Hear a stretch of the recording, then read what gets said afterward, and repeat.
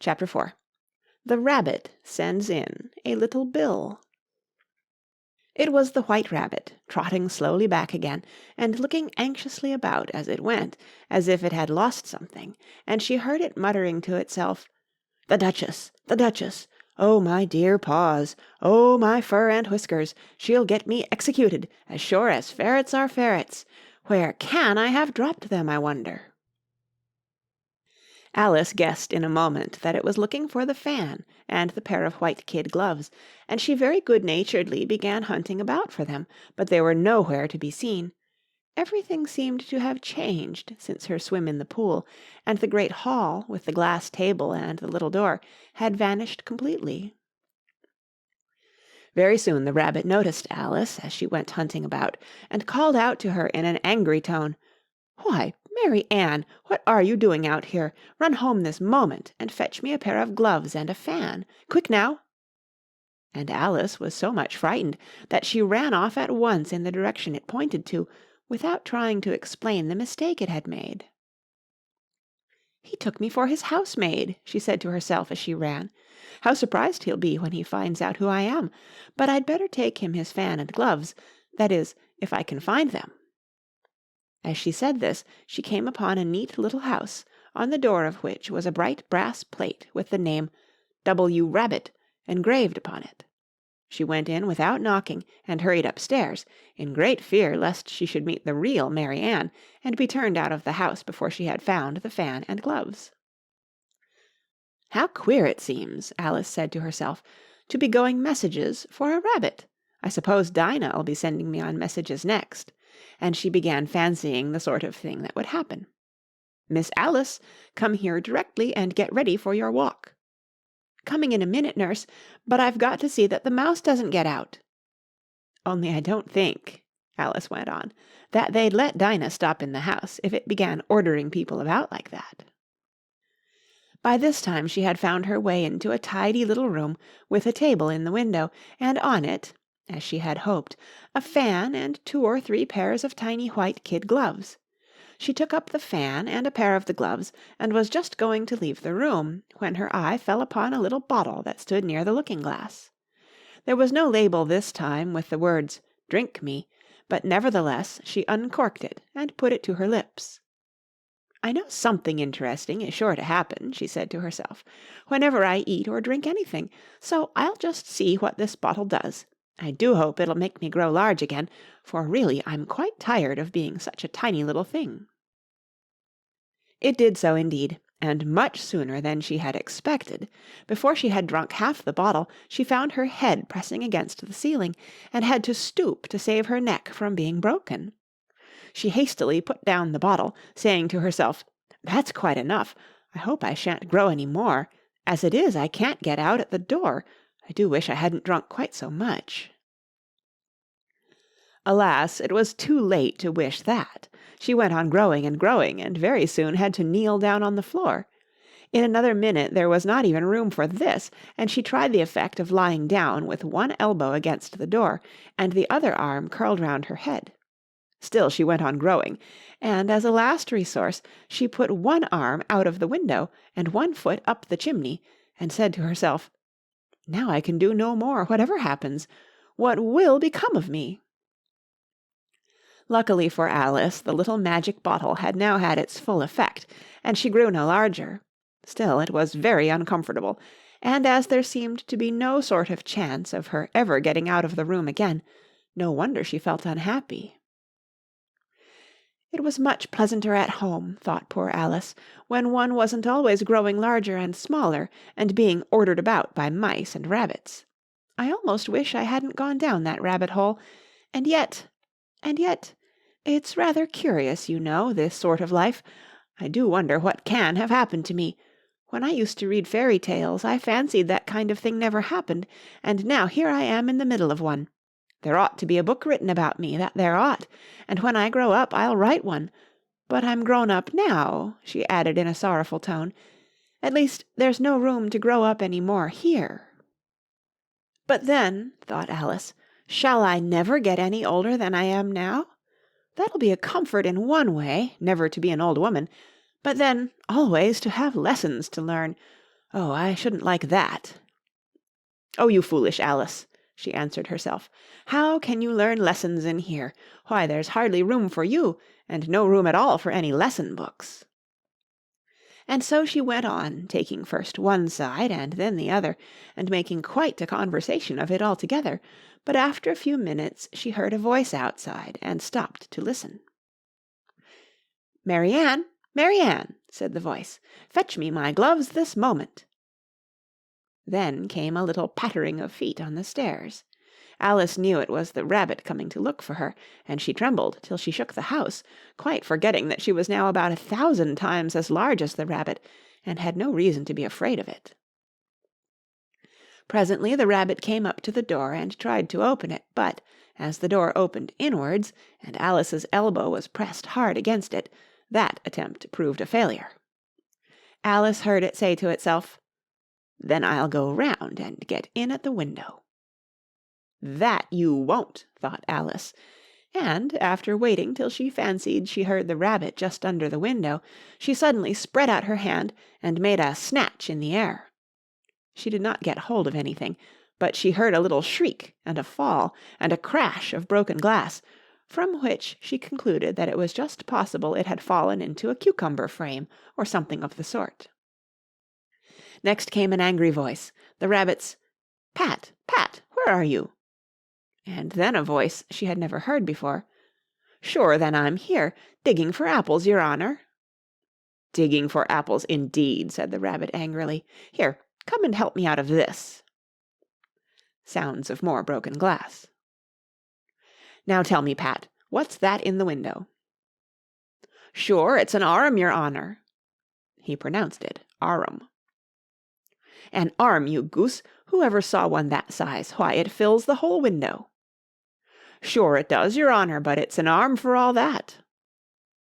"Well, it's got no business there, at any rate. Go and take it away." There was a long silence after this, and Alice could only hear whispers now and then, such as, "Sure, I don't like it, your honour, at all, at all." "Do as I tell you, you coward." And at last she spread out her hand again, and made another snatch in the air. This time there were 2 little shrieks, and more sounds of broken glass. "What a number of cucumber frames there must be," thought Alice. "I wonder what they'll do next. As for pulling me out of the window, I only wish they could. I'm sure I don't want to stay in here any longer." She waited for some time without hearing anything more. At last came a rumbling of little cart-wheels, and the sound of a good many voices all talking together. She made out the words, "Where's the other ladder? Why, I hadn't to bring but one. Bill's got the other. Bill, fetch it here, lad. Here, put 'em up at this corner. No, tie 'em together first. They don't reach half high enough yet. Oh, they'll do well enough. Don't be particular. Here, Bill, catch hold of this rope. Will the roof bear? Mind that loose slate. Oh, it's coming down. Heads below." A loud crash. "Now, who did that? It was Bill, I fancy. Who's to go down the chimney? Nay, I shan't. You do it. That I won't, then. Bill's to go down. Here, Bill. The master says you're to go down the chimney." "Oh, so Bill's got to come down the chimney, has he?" said Alice to herself. "Shy, they seem to put everything upon Bill. I wouldn't be in Bill's place for a good deal.